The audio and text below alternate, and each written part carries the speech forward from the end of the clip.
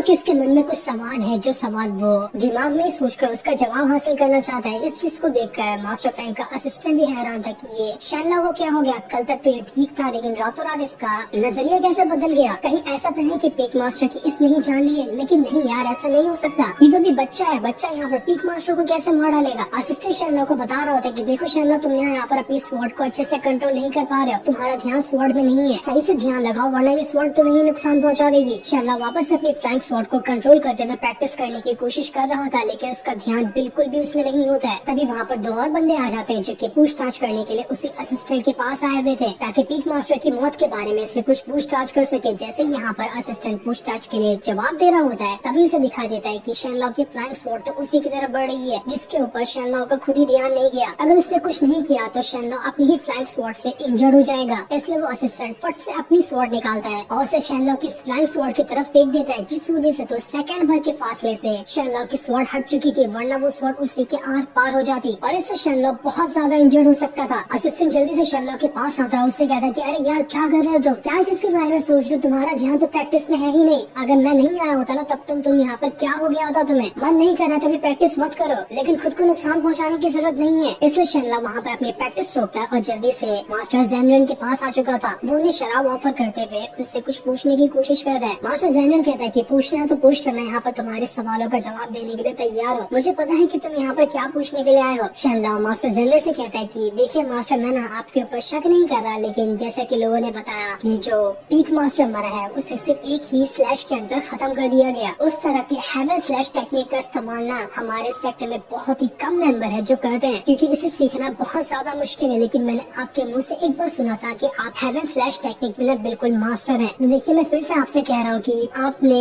उस peak master को तो नहीं मारा होगा, लेकिन तब भी क्या आपको ऐसा लगता है कि आपकी